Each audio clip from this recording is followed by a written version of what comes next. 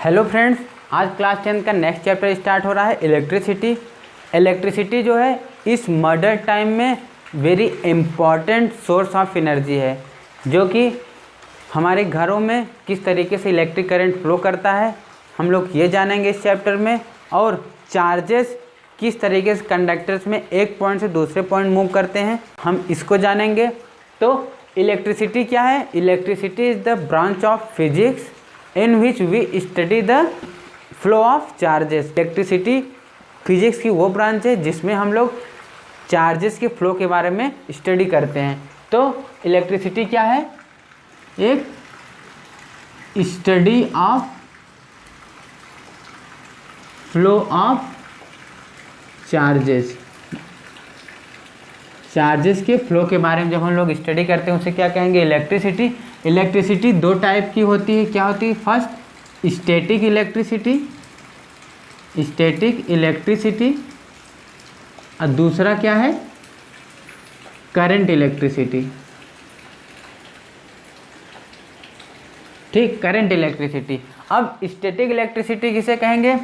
Static मतलब होता है रेस्ट, इलेक्ट्रिसिटी मतलब होता है स्टडी ऑफ चार्जेस। तो जब चार्जेस जो हैं वो रेस्ट पर हों तब हम उसकी जब स्टडी करते हैं तो उसे क्या कहेंगे? Static electricity. जैसे जब हम लोग कॉम्ब को अपने हेयर में रब करते हैं, उसको एक शीट ऑफ पेपर के पास फिर ले जाते हैं तो इसके किनारे क्या होता है? पॉजिटिव चार्ज इकट्ठा हो जाता है, जिसकी वजह से इंड्यूस्ड इंडक्शन होता है। तो शीट पे क्या होता है? निगेटिव चार्ज इंड्यूस करता है। यहाँ पे क्या होगा? फोर्स ऑफ अट्रैक्शन लगेगा, क्योंकि ये इंसुलेटर्स हैं। इंसुलेटर्स में चार्ज मूव नहीं करते। यहाँ पे क्या है? चार्ज रेस्ट पे है, इस वजह से यहाँ पे इंडक्शन होगा। करंट इलेक्ट्रिसिटी मतलब, करंट मतलब होता है मोशन, मोशन। इलेक्ट्रिसिटी मतलब होता है स्टडी ऑफ चार्जेस, मतलब जब चार्जेस मूव करते रहें तब हम उसकी स्टडी करें तो क्या होगा? Current electricity. अब बात आती है चार्जेस कितने टाइप के होते हैं। Types of charges.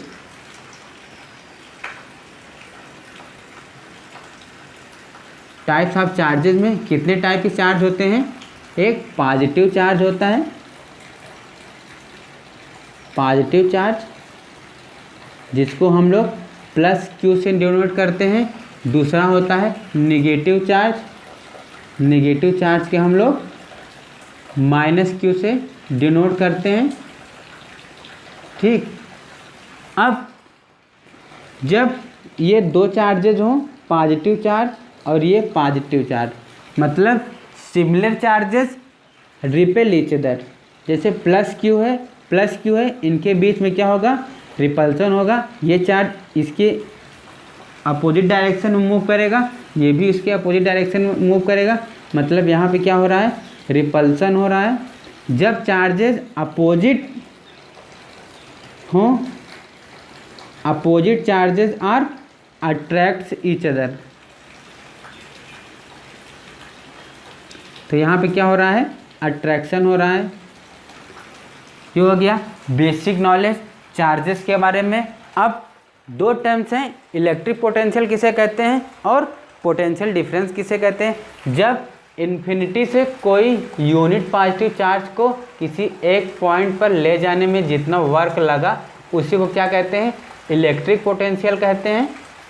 ठीक, और जब किसी एक पॉइंट से और किसी दूसरे point per unit positive charge को ले जाने में जो वर्क लगता है उसके बीच में जो डिफरेंस होता है उसे क्या कहते हैं?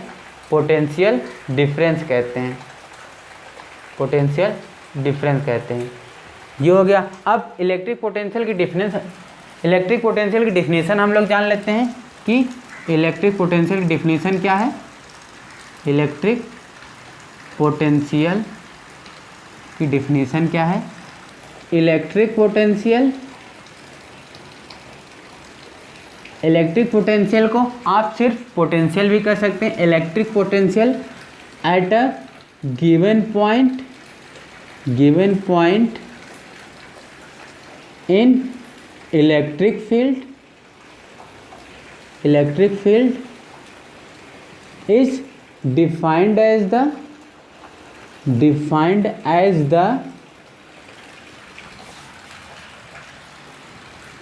work done in moving a unit positive charge from infinity to that point। ये हो गया इलेक्ट्रिक पोटेंशियल या फिर पोटेंशियल की डिफिनीशन। अब पोटेंशियल डिफरेंस किसे कहते हैं? पोटेंशियल डिफरेंस किसे कहते हैं? It is defined as the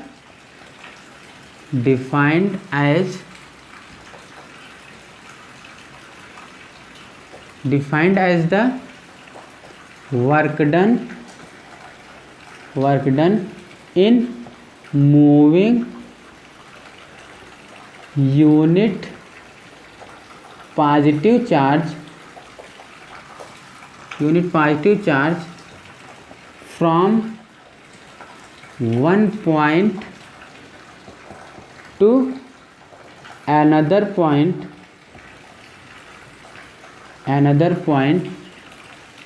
in the presence of electric field।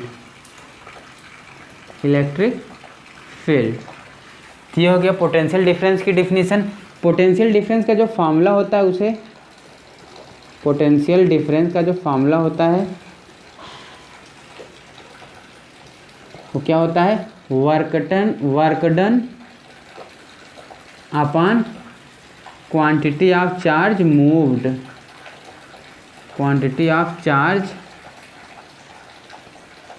Moved. Potential difference को हम लोग किस में मेजर करते हैं? कैपिटल वी में, ठीक।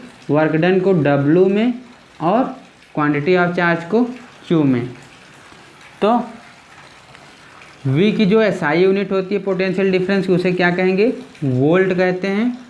वर्क डन को जूल में मेजर किया जाता है और चार्जेस को कूलम्ब में, ठीक। ये हो गया। जब 1 जूल का वर्क लगेगा और 1 यूनिट पॉजिटिव चार्ज रहेगा, मतलब 1 कूलम्ब रहेगा, तब जाके पोटेंशियल 1 वोल्ट आता है। मतलब जब क्वांटिटी ऑफ चार्ज 1 कूलम्ब का हो और 1 जूल का वर्क हो, तब जाके हमें 1 पोटेंशियल डिफरेंस मिलेगा। और पोटेंशियल डिफरेंस मेजर करने के लिए जो इंस्ट्रूमेंट यूज होता है उसको क्या कहते हैं? Volt meter. मतलब वोल्ट मीटर से ही पोटेंशियल डिफरेंस मेजर किया जाता है। अब हमारे सिलेबस में क्या है? करंट इलेक्ट्रिसिटी या फिर इलेक्ट्रिक करंट उसको कहते हैं। इलेक्ट्रिक करंट किसे कहते हैं? अभी आपको बताया गया था कि जब उसके चार्ज क्या हो? मोशन में हो। मतलब it is a flow of charges in a conductor such as metal wire, ठीक। उसे क्या कहेंगे?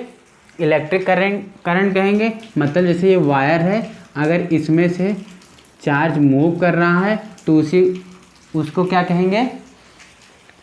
इलेक्ट्रिक करंट कहेंगे। इलेक्ट्रिक करंट का जो फार्मूला होता है, जैसे इलेक्ट्रिक करंट का फार्मूला होता है charge moved upon time taken. Electric current का जो सिंबल होता है वो क्या होता है? आई से इलेक्ट्रिक करंट को डिनोट किया जाता है। चार्ज को भी बताया गया क्यू से और टाइम को टी से। तो ये क्या हो जाएगा? आई क्या है? Electric current.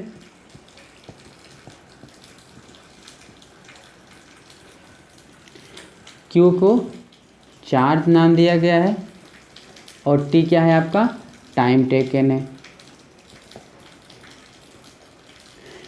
इन तीनों का जो एसआई यूनिट है, करंट को किस में मेजर करते हैं हम लोग, एम्पियर में, और चार्ज को किस में करते हैं, कूलॉम्ब में, और टाइम को किस में करते हैं, सेकेंड्स में। और इलेक्ट्रिक करंट जिस इंस्ट्रूमेंट से मेजर किया जाता है उसको क्या कहते हैं, एमीटर, एमीटर, ठीक। एमीटर से इलेक्ट्रिक करंट को मेजर किया जाता है। जैसे कोई ये वायर है, इसमें 10 कूलॉम्ब का चार्ज मूव कर रहा है और ये मान लेते हैं 2 सेकेंड में मूव करता है। इसमें पता करना है कि कितने इलेक्ट्रिक करंट मूव कर रही है, तो आई इक्वल क्या होता है, क्यू बाई टी। क्यू कितना है 10, टाइम कितना है 2, तो ये क्या हो जाएगा 5 एम्पियर की करंट मूव कर रही है। इस तरीके से ये सॉल्व होगा। अब जैसे ये कोई सेल है, ये सेल है, इसका ये पॉजिटिव टर्मिनल है और ये नेगेटिव टर्मिनल है, ये पॉजिटिव। जैसे इसको अगर सर्किट में वायर में हम लोग कनेक्ट करें, ये मान लेते हैं एक बल्ब है, ठीक, ये स्विच है, तो ये मान लेते हैं बैटरी से इस तरीके से कनेक्ट हुआ है। जब हम स्विच को ऑन करते हैं तो इसमें जो चार्जेस का मोशन होगा वो प्लस टर्मिनल ऑफ बैटरी से माइनस टर्मिनल ऑफ बैटरी की तरफ मूव करता है, फ्लो करता है। तो मतलब जैसे हम स्विच को ऑन करते हैं, चार्जेस प्लस की डायरेक्शन से नेगेटिव की डायरेक्शन में फ्लो करता है, तब यहाँ पे बल्ब ऑन हो जाता है। इसका मतलब है कि चार्जेस जो हैं वो हमेशा प्लस से माइनस की डायरेक्शन की ओर मूव करता है। जैसे ये मेटल वायर है, मेटल वायर है, इसके अंदर इलेक्ट्रॉन जो है फ्री होते हैं, फ्री इलेक्ट्रॉन होते हैं, कंडक्टर है ये। तो free electron zigzag motion करते रहते हैं, जिग जैग मोशन करते रहते हैं। अगर हम लोग इसी मेटल वायर में हम लोग इलेक्ट्रिक करंट फ्लो करा देंगे, ठीक, इलेक्ट्रिक करंट अगर हम लोग फ्लो करा देंगे, यहाँ बैटरी है, ठीक है, तो इस डायरेक्शन में इलेक्ट्रॉन मूव करेगा और इस डायरेक्शन में कन्वेंशनल करंट मूव करेगा।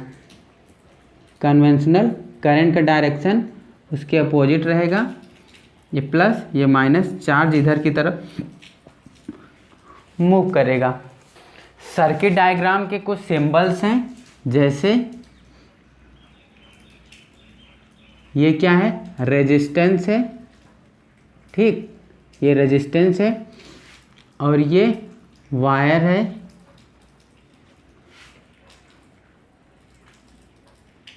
ये, या फिर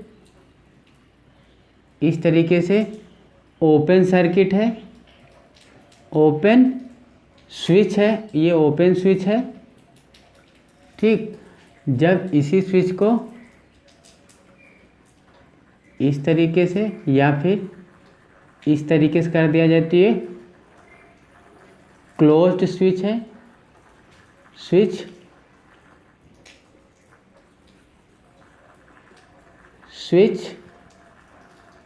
ऑन है, ठीक। और जब इस तरीके से रहे तो ये वेरिएबल रेजिस्टेंस है, वेरिएबल रेजिस्टेंस है। ये बैटरी है जिसका टर्मिनल इधर क्या है, पॉजिटिव है और इधर नेगेटिव, ये बैटरी।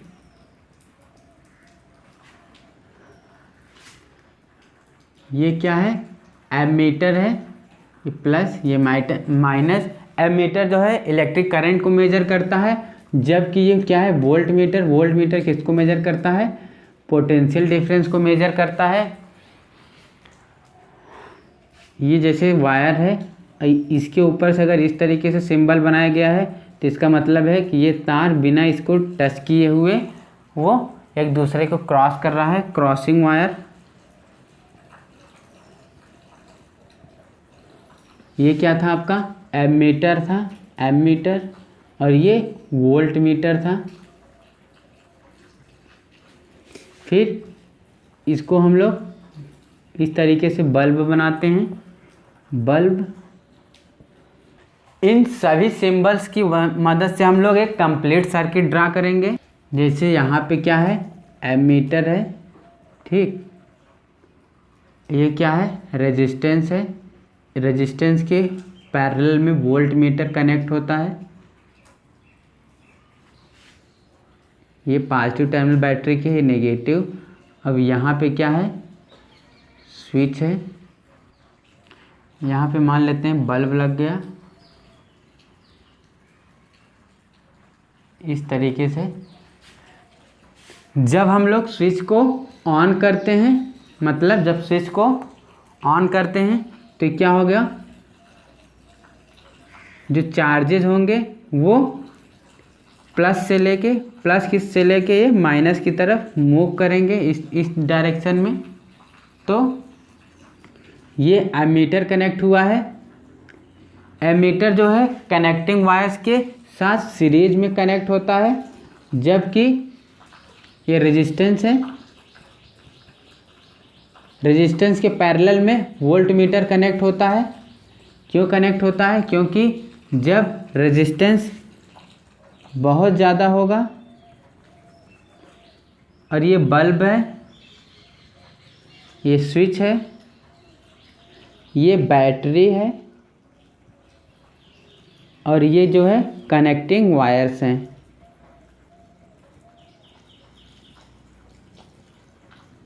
तो इस तरीके से आपकी जो कंप्लीट सर्किट होती है, ये आपकी कंप्लीट सर्किट है।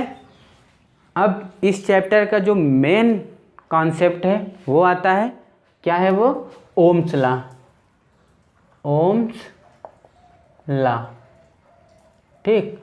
ओम्स लॉ हमें ये क्या कहता है, कहता है कि at a constant temperature current flowing through a conductor is directly proportional to the potential difference.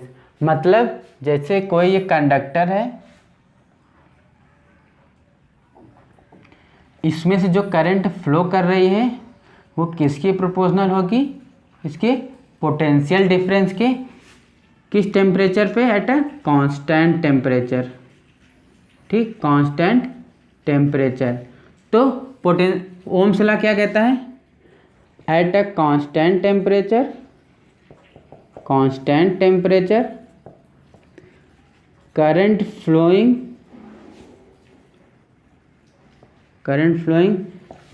Through a conductor is directly proportional to potential difference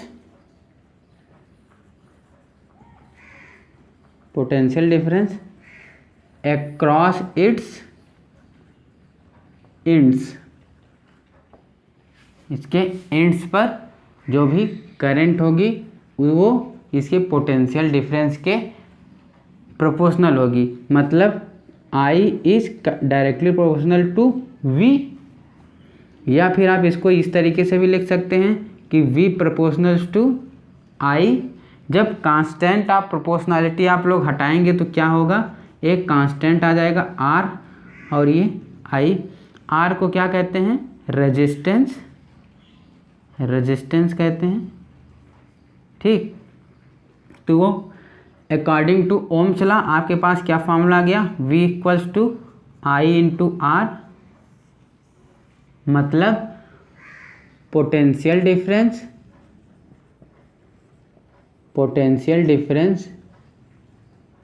equals to current into resistance,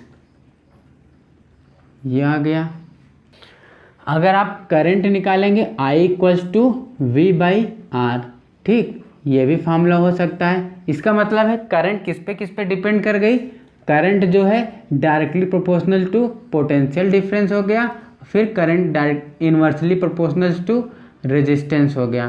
current दो factor पे depend कर रही है। इसी फार्मूले से हम लोग रेजिस्टेंस का फार्मूला निकाल सकते हैं, जैसे R इक्वल्स टू V/I। मतलब अगर हमें वन रेजिस्टेंस की जो यूनिट होती है वो क्या होती है, ओम।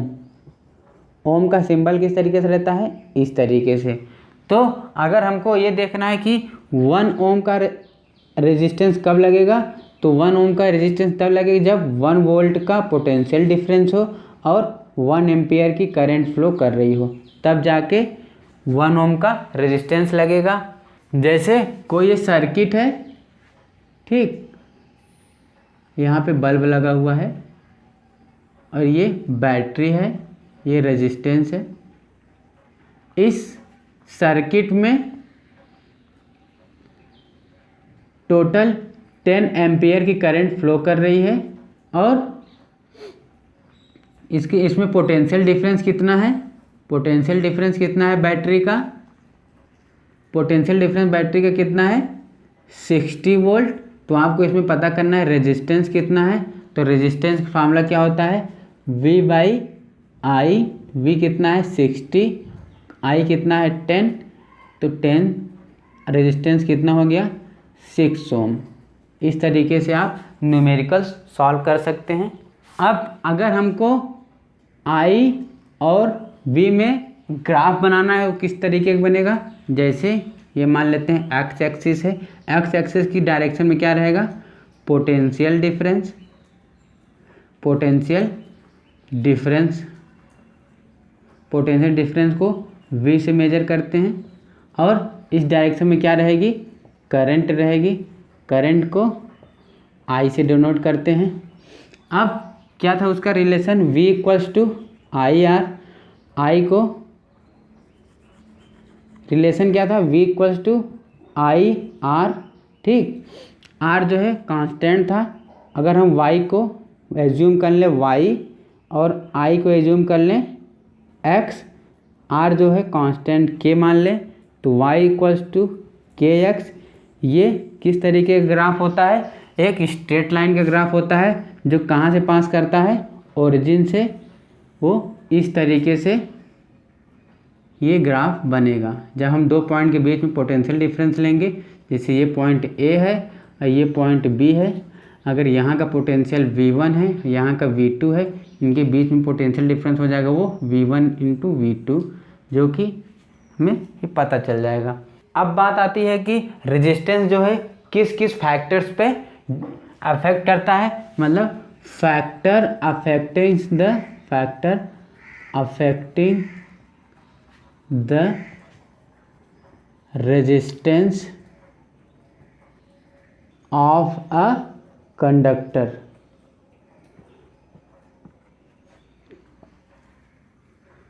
सबसे पहले क्या करता है, लेंथ ऑफ द कंडक्टर पे अफेक्ट करता है। सेकेंड क्या है, नेचर ऑफ द मटेरियल, जो कंडक्टर होगा किस नेचर का बना हुआ है इस पर डिपेंड करता है, ठीक। थर्ड है टेम्परेचर पर डिपेंड करता है। फोर्थ है एरिया एक्रॉस सेक्शन, ठीक। जैसे ये कोई कंडक्टर है, अगर करंट इधर से फ्लो कर रही है तो यहाँ पे इसका कुछ ना कुछ रेजिस्टेंस होगा, तो इसका जो क्रॉस सेक्शन की एरिया होगी वो भी रेजिस्टेंस के अफेक्ट करेगी, वो इन्वर्सली अफेक्ट करेगी। और रेजिस्टेंस जो है इसकी लेंथ मान लेते हैं L है, तो लेंथ के डायरेक्टली प्रोपोर्शनल होगा।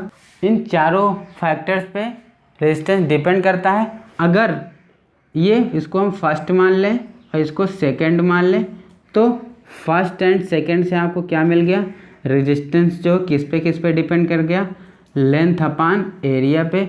जब हम लोग कांस्टेंट ऑफ प्रोपोर्शनलिटी हटाएंगे तो हमें एक कांस्टेंट की जगह वो सिंबल यूज़ करना होगा, वो रो यूज़ करेंगे, रो L/A। इसी रो को हम लोग क्या कहते हैं, रेजिस्टिविटी, ठीक। रेजिस्टिविटी का फार्मूला क्या हो जाएगा, rho equals to R into area of cross section upon length, ये हो जाएगा रेजिस्टिविटी का फार्मूला। रेजिस्टेंस जो है किस कॉम्बिनेशन में कनेक्ट हुआ रहता है, तो कॉम्बिनेशन दो टाइप्स के हैं, कॉम्बिनेशन दो टाइप्स के हैं। फर्स्ट कौन सा है, सीरीज कॉम्बिनेशन, दूसरा क्या है, parallel combination. Parallel combination, series combination जैसे वायर है, जब इसमें स्ट्रेट लाइन में सारे रेजिस्टेंस इस तरीके से कनेक्ट हों तो हम उसको कौन सा कॉम्बिनेशन कहेंगे, सीरीज कॉम्बिनेशन कहेंगे। सीरीज कॉम्बिनेशन में करंट जो है एक ही फ्लो करेगी, मतलब जितनी करंट यहाँ फ्लो करेगी वही करंट यहाँ फ्लो करेगी, वही करंट यहाँ, फिर वही यहाँ पे इसके एंड तक पहुँचेगी, उतनी ही करंट। अगर इस पॉइंट से इस पॉइंट के बीच का पोटेंशियल डिफरेंस सेम हो सकता है, सेम होता है, ठीक, तो ये इस तरीके से तीनों का पोटेंशियल अलग हो गया। ये रेजिस्टेंस R1 है, ये R2 है, ये R3 है, ठीक, ये A और B इसको हम नाम दे दिए। तो अगर हम देखें तो टोटल कितना पोटेंशियल इसमें मूव कर रहा है, V equals to V1 plus V2 plus V3। सही पोटेंशियल को हम लोग ऐड कर दिए। V का फॉर्मूला क्या होता है, V equals to I into R। इसके में अगर निकाले जाए V1 में, V1 मतलब I into R1 plus I into R2 plus I into R3, ठीक है। अब I इंटू R, इन तीनों में I कॉमन है, I बाहर ले लेते हैं, R1 plus R2 plus R3, इस तरीके से I दोनों साइड है वो कैंसिल हो जाएगा। तो रेजिस्टेंस, इक्विवेलेंट रेजिस्टेंस का फॉर्मूला क्या हो जाएगा सीरीज कॉम्बिनेशन में, R1 plus R2 plus R3, ये हो जाएगा R इक्विवेलेंट, ठीक है। इस तरीके से सीरीज कॉम्बिनेशन है। अब जैसे कोई भी सर्किट है उसमें अगर रेजिस्टेंस पैरेलल में अटैच हो तब हम लोग किस तरीके से उसका इक्विवेलेंट निकालेंगे।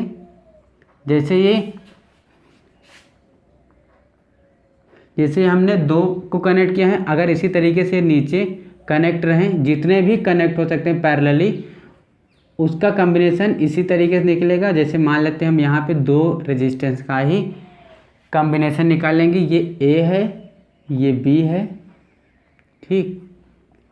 इसमें जो पोटेंशियल होगा यहाँ पे V पोटेंशियल होगा और यहाँ पे V, यहाँ पे करंट चेंज हो जाएगी, क्योंकि यहाँ से अगर हम I भेज रहे हैं तो उसका कुछ पार्ट I1 इधर चला जाएगा और उसका I2 यहाँ चला जाएगा। तो I equals to I1 plus I2, I equals क्या होता है V बाई R, यहाँ क्या हो जाएगा I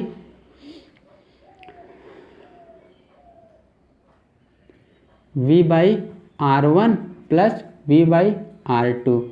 अब V by R equals to V इधर कॉमन ले लेते हैं, 1 by R1 plus 1 by R2, तो V कैंसिल हो जाएगा, तो इसका क्या हो जाएगा 1 by R equals to 1 by R1 plus 1 by R2।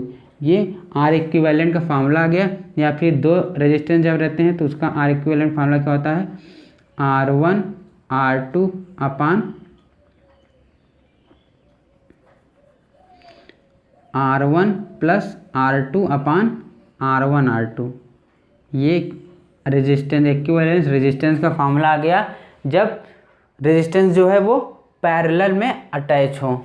जैसे कॉम्बिनेशन पे एक क्वेश्चन ये है, जैसे ये एक रेजिस्टेंस है वो 5 ओम का है, फिर ये रेजिस्टेंस है 2 ओम का, ये रेजिस्टेंस है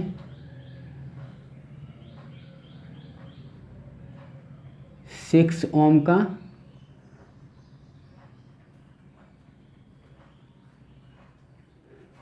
ये सर्किट में है, ये बैटरी, ये स्विच इस तरीके से अटैच हुआ है, इसका वोल्टेज V है। तो आपको ये बताना है किसमें आर इक्विवेलेंट कितना है, मतलब इक्विवेलेंट रेजिस्टेंस कितना है। तो आप ये देख पा रहे हैं कि ये वायर जा रहा है यहाँ से यहाँ तक, इतना कॉम्बिनेशन क्या है, पैरेलल में है। ठीक, फिर ये पैरेलल वाला जब आर इक्विवेलेंट आ जाएगा वो इसके साथ सीरीज में अटैच है।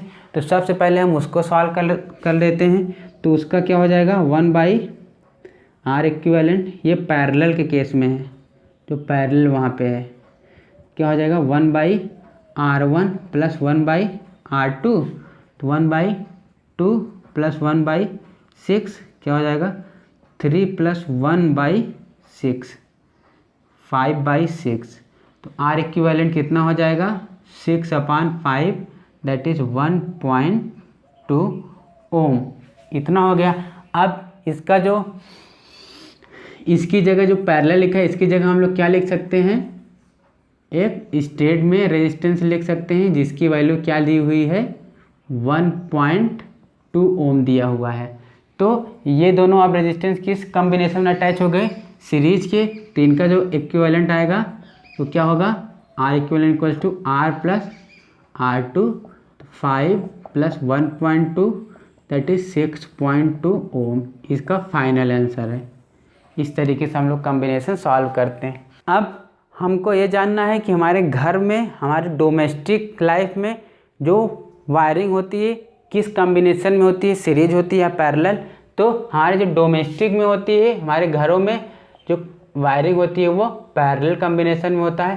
पैरेलल कॉम्बिनेशन की जो सब पहला एडवांटेज है कि जैसे आप अगर आपका सीरीज में ये मान लेते वायर गया है, अगर यहाँ एक बल्ब लगा है फिर यहाँ बल्ब गया है, तो इस बल्ब के लिए एक अलग स्विच रहेगी, इस बल्ब के लिए अलग स्विच रहेगी।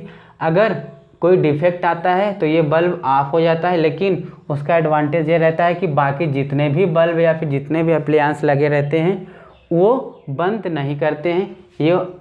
ये दो एडवांटेज हो गया। दो एडवांटेज मतलब जब एक एप्लायंस ख़राब होता है दूसरे सभी काम करते रहते हैं। दूसरा ये है कि इसकी अपनी स्विच होती है, सबकी अपनी अपनी स्विच होती है। पैरेलल कॉम्बिनेशन की जो वोल्टेज होता है वो सभी में क्या होता है 220 वोल्ट की करंट फ्लो करती है। सीरीज़ कॉम्बिनेशन का जो लिमिटेशन है वो ये है कि सीरीज़ कॉम्बिनेशन जैसे ये अटैच हुआ है तो इसका अगर कोई भी एक एप्लायंस सीरीज में ख़राब हो गया तो वो उसके सारे एप्लायंस काम करना बंद कर देंगे, मतलब they all are stop from working. और इसकी जो बटन होगी एक ही होगी, एक ही बटन से सारे एप्लायंस काम करते हैं। इसका ये सबसे बड़ा लिमिटेशंस है। और इसकी जो वोल्टेज होगी सभी एप्लायंस, एक इसका वोल्टेज अलग होगा, इसका अलग होगा, तीसरे का अलग होगा, सबका अपना अपना वोल्टेज रहता है। और इसका जो एग्जांपल है वो जैसे दीपावली के या फिर कोई जब लाइटनिंग करते हैं, झालर लगाते हैं, उसमें अगर एक भी बल्ब डिफेक्टिव हो जाता है तो पूरा का पूरा झालर नहीं जलता। इसका मतलब है कि it is very difficult to find the defect in light wire. तो ये हो जाएगी इसकी लिमिटेशंस। पावर किसे कहते हैं, पावर उसे कहते हैं जब रेट ऑफ डूइंग वर्क को क्या कहते हैं, पावर कहते हैं। रेट ऑफ डूइंग वर्क कहने का मतलब है कि work done upon time taken. तो पावर को हम लोग P से डिनोट करते हैं, वर्क डन W से, टाइम को तरीके से। पावर की जो SI यूनिट होती है वो क्या होती है, वाट होती है। जब 1 जूल का वर्क हो और 1 सेकेंड टाइम लगे तब पावर की वैल्यू क्या होगी, 1 वाट होगी। ठीक, और 1 किलोवाट में कितने वाट आते हैं, तो 1000 वाट आते हैं। अब हमें पता है कि वर्क डन जब करंट मौजूद हो, जब करंट हो और पोटेंशियल डिफरेंस हो V और किसी टाइम दिया हुआ हो, तो हमें अगर वर्क डन निकालना हो तो इस फॉर्म में हम वर्क डन क्या होता है V into I into T होता है, मतलब potential difference into current into time तो ये क्या हो जाता है, वर्क डन। इसको हम लोग फर्स्ट इक्वेशन मान लेते हैं, इसको मान लेते हैं सेकंड मान लेते हैं। फर्स्ट जब V वर्क डन की वैल्यू हम यहाँ वर्क डन के पास रखेंगे तो power equals to V into I into T upon T. तो ये टाइम से ये टाइम कैंसिल, पावर का फॉर्मूला क्या आ गया, V इंटू आई आ गया। अब हमें पता है ओम्स लॉ से हमको क्या पता है, V equals to I R. ये पावर का पहला फार्मूला हमको पता चल गया। अब इस फार्मूले से अगर हम V की जगह क्या लिख दें, आई आर लिख दें तो क्या हो जाएगा, P equals to I into R into I. तो पावर का नया फार्मूला दूसरा क्या हो जाएगा, आई स्क्वायर इंटू आर। ये पावर का दूसरा फार्मूला आ गया। अब अगर आर को V बाई आई के फॉर्म में अगर हम लोग लिख दें, उसको अगर हम इक्वेशन ए में रखें तो power equals to V into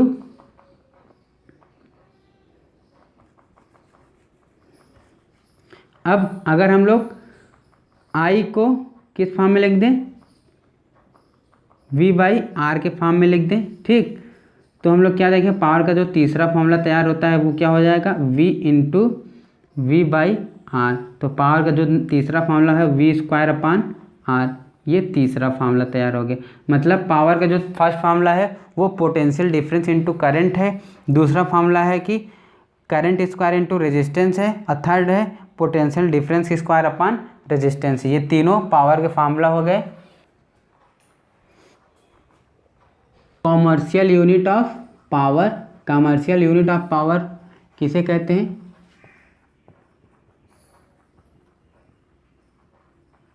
commercial unit of power किसे कहते हैं, वो किलोवाट आवर को, KWH मतलब किलोवाट आवर। मतलब एक आवर में जितना वाट लग रहा है उसी को क्या कहते हैं, commercial unit of power. 1 kilowatt hour का मतलब होता है 1 kilowatt power consumed in 1 hour, ठीक। 1 किलोवाट में कितने वाट होते हैं, 1000 वाट होते हैं। मतलब 1000 वाट इन 1 आवर, 1000 वाट आवर को अगर किस में कन्वर्ट कर दें, जैसे 1 वाट का जो एनर्जी होती है वो 1 जूल अपान 1 सेकेंड लगता है। तो इस वाट की जगह हम क्या लिख दें, ये 1 आवर था, ठीक है। ये 1000 इंटू 1 वाट लिख देते हैं इन 1 आवर, ठीक है। अब 1000 into 1 joule upon 1 second in 60 into 60 seconds, ठीक है। तो ये क्या हो जाएगा, सेकेंड से सेकेंड्स कैंसिल हो जाएगा, 36 0030, इतना ये क्या था, जूल, इतना जूल कंज्यूम हो रहा है। हमारे घरों में जब मीटर रीडिंग होता है उसको हम लोग किस में देखते हैं, यूनिट में देखते हैं। यूनिट का मतलब होता है कि 1 किलोवाट आवर। अगर कोई कहता है कि इसमें 5 यूनिट हो गई है, 5 यूनिट कहने का मतलब है 5 किलोवाट आवर। 5 किलोवाट आवर कहने का मतलब 5 इंटू